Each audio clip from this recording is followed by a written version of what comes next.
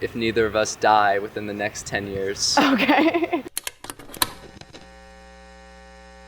I'm on shuffle here with Veronica Everheart. How are you doing? What's currently going through your head? I'm doing well. What's currently going through my head is that I am at my place of work on a day off. Very interesting stuff. So that's always fun. So your album is coming out in about 4 hours, or your Yes. half of your EP, correct? Yes, so it's the first half of a record that's being marketed as an EP. Very excited. I've been working on it for like about a year now, so I'm happy for it to finally be listenable for the whole world. But yeah. So in your album, you talked a lot about, what do you talk about in your album? What do you think this album's concept is going to be?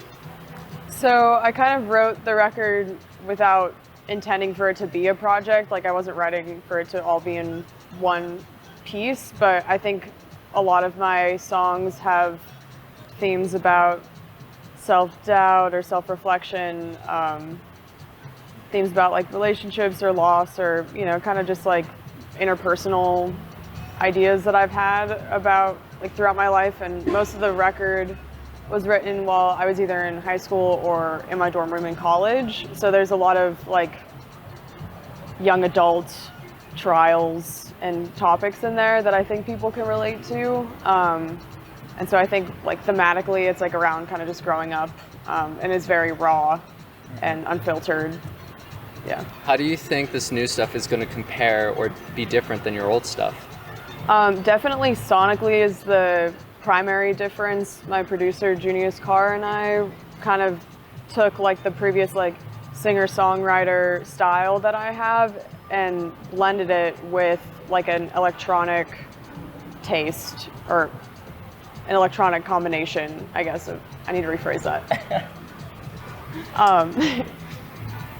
I would say this album is different from my previous work because I blend singer-songwriter elements with more electronic and definitely like hardcore components. Not hardcore in like the genre, but just like it's more aggressive, I would say. And I think it's a really cool combination of two vastly different sounding genres, and it was just done kind of naturally, so I'm excited to like continue looking into that sound world, because it is so unique. Totally. And why are you only releasing half the album now compared to just flat out releasing it all? Originally we just wanted it to be an EP, and then as my creative partner and I started to write more and produce more together, we realized that we can still have like this album kind of be like a two-part, or this EP to be a two-part kind of thing. So also budget-wise, I have to fly to New York and record it all there, because I was living there at the time when we started, and now that I'm back in Phoenix, trying to like budget, studio time and days off work and flights and whatnot, so I can like afford to actually record it. Ideally, I would just do the whole thing, but I think having the time in between gave us more time to prepare something else as well, so I wasn't just like trying to hurry and get one thing out as soon as possible. So I think having just like the time to reflect on our previous sessions and whatnot has really helped like pave the way for the second half of the record. How are your guys' creative process when you're in New York? To me, it's like I'm on vacation, sort of, even though I'm like still working, but I can just dedicate all of my time in New York when I go there to just be creative. So I feel like it's a lot easier to work with Junius in person and just like really go insane together and like figure out like new sounds or new approaches to the music, as opposed to like, I guess like as opposed to like working remotely and trying to like do it that way. It doesn't feel as natural. So I think together when we see each other, it's like, oh, I get like all this time to just completely dedicate myself to my work. And I think for that reason, it's special. Have you checked out the New York local scene at all? I lived in New Jersey, so I was able to find a lot of local bands there and in New York. And some of my close friends are in local bands there, such as Screenager, 54 Ultra, and Daffo are like the three main ones, and it's kind of this like friend group that everyone plays in each other's bands, and it's like really special and cool. And I got to see into a local scene that wasn't my own and become a part of that scene, and that was really special. And since then, I've found some like other local New York bands. The first one that came to mind is like Fish Hunt. Like really good. I love that record. She just came out with a record called Self-Taught this year. I love it. So that's like sick. Yeah, the scene there is very interesting. And I like to go to just local shows there because every venue is like tiny and weird. Oh, when making music, I feel like there is a big separation between being a musician and being an artist. Do you agree with that in any ways? I 100% agree. I think people, let me think about this. I think when you become a musician, you're learning an instrument, you're learning sometimes how to write and how to produce even within that. I think to be an artist is being able to properly package your musicianship and market it in a way that it reaches and touches audiences that were not originally possible. And it takes a special kind of person to make something like that happen. And it's a skill set that is separate from just being a musician. I know a lot of musicians that can play their instrument really, really well, but then when it comes to booking shows or like taking press photos, what have you, they're like kind of in the dark about it and kind of confused and sometimes apprehensive to the idea of even like going into that world. Mm-hmm. So not that an artist necessarily needs to know all those things, but it definitely makes you like a well-rounded artist if you do. Would you consider yourself an artist?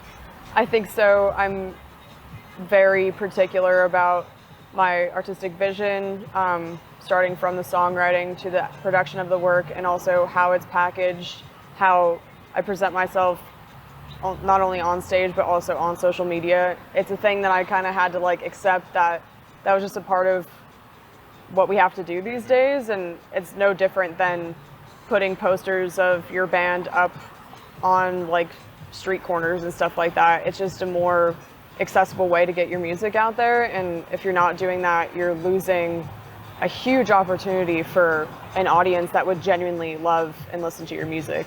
Totally. And definitely a big part about being an artist or even just a famous musician in a way, you need to be really good at social media. Yes. And what are your thoughts on the whole basically social media equals popular artist kind of trope that's been taking this new generation?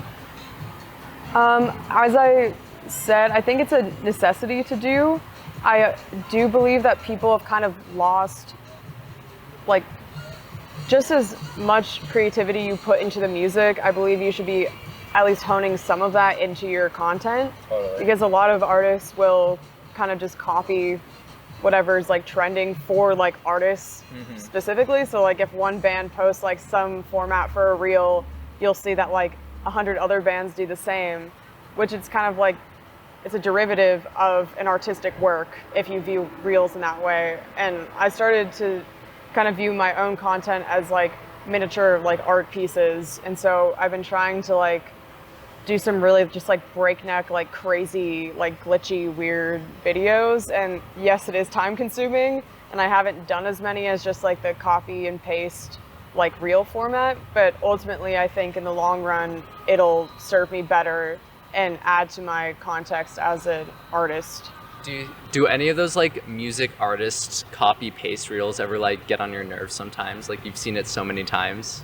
Probably. I also like understand why people do it because like I said, not every band is going to be really good at the social media stuff and really good at booking shows or, you know, whatever element you need to like propel your music career. So I understand why people do it because sometimes it does work for them. Like even if you copy the same format, like maybe 100,000 people will see it. I just think like the type of fan that's going to see that reel and follow you may not be a dedicated long-term fan. They're just following and seeing the post because of the trend, essentially. Do you have any advice to new locals that are just starting this kind of like social media journey? I would say before making content, like what I did, I don't really go on Reels or TikTok. Like I don't watch them for like joy unless it's like a baby animal video. But I would say to just study like what other artists are doing, not like bands, but like I found like interesting like archival art accounts that of like installations of just like whatever weird shit people were posting, you know, back in like the early 2000s, and I got a lot of inspiration from that. I somehow found some weird like not vaporwave but like glitchy videos and stuff. So I was just inspired by other people's visual art that I was then able to kind of take some of that inspiration and put it into my own videos. So in a way I'm like inspired by it, but I'm not directly copying it. And I just think like for bands to just think about like what they love visually already and to kind of see what components that they could take from that and put it into their own content and just be as authentic and genuine as possible. Totally. And kind of shifting back towards your album, what are you most happy or let me reword that. What are you most excited for people to hear on your album? I think in recent years, and maybe for a long time, there's been kind of a lack of female aggression. And I think a lot of people, and specifically women, feel like they can't like express themselves in like this very loud and, you know, authentic way and like really express themselves.